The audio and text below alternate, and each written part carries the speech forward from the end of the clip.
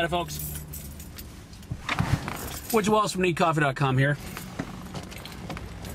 Back with another Wayhomer review. And if you'll excuse me, I'm going to turn the freaking air on. It's summer in Atlanta. Oh my God. All right, so there's going to be some air going, and you will get over it because it is warm. I have a black car. That means it's guaranteed 5 degrees warmer in here than anywhere else. Now, here's the deal. It's a Wayhomer review. I've just left the theater where I've just seen a film, and I will tell you about it on the way home, hence the title. And today we're here to talk about date night. So, let's see. Date night, synopsis. Tina Fey and Steve Carell are the Fosters. They're a boring married couple that decides to go into Manhattan for the evening and eat at a swank restaurant. They grab a reservation that no one else appears to be using and get mistaken for the people who made said reservation, who are apparently not nice people. And guns come out and bad guys show up and things happen. That's basically what you need to know.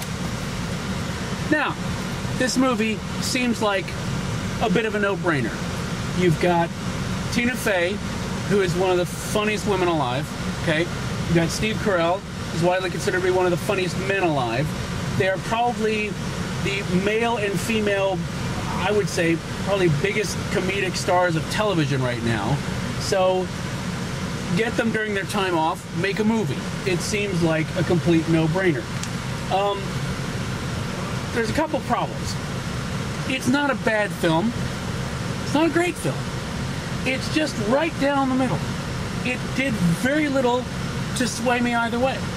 In fact, if it had been anybody but those two in the film, I don't know if you'd even be interested in watching it. So it's got a bit of a script problem in that it's just not that impressive. It's the two of them that make it impressive, and they're kind of hamstrung by the script. We'll get back to that in a second. But you've got some great moments in it. James Franco and Mila Kunis do what's essentially a cameo in the second half of the film, which was the funniest part of the film.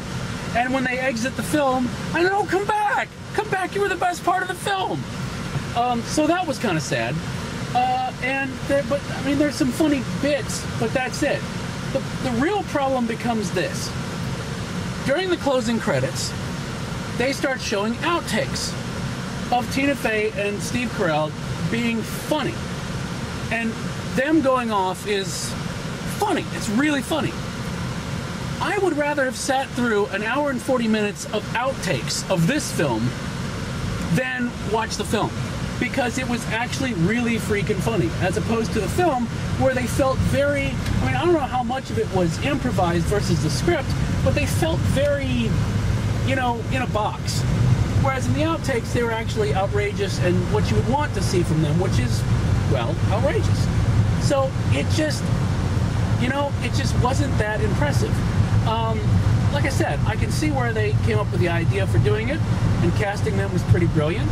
The problem is, you know, this screams rental. It's a perfect film for the people who are the characters in the movie, i.e., older married couple. And they would probably be smart to rent it, and they'd probably really enjoy it, because it has some tender moments in it, and it has some fun bits in it. It's not all completely bland. But the trouble is, you know, again, as I've talked about before, you're paying 20 bucks to see this, and for 20 bucks you'll probably be able to get it on DVD. So why would you do that?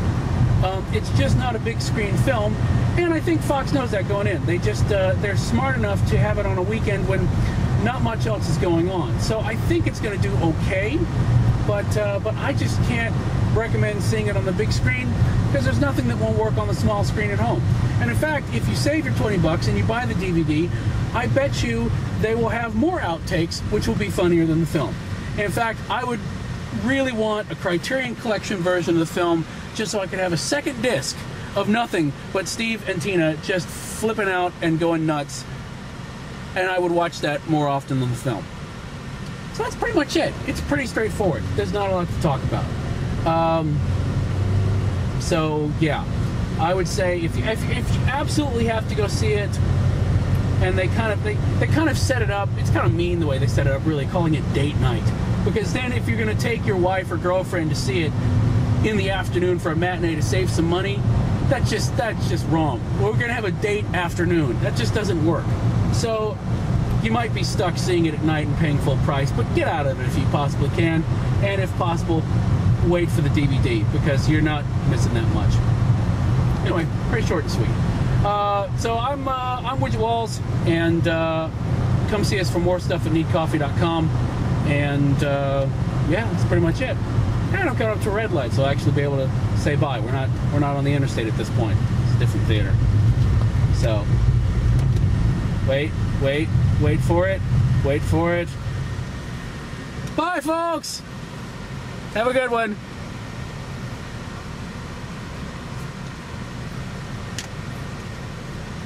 Mmm.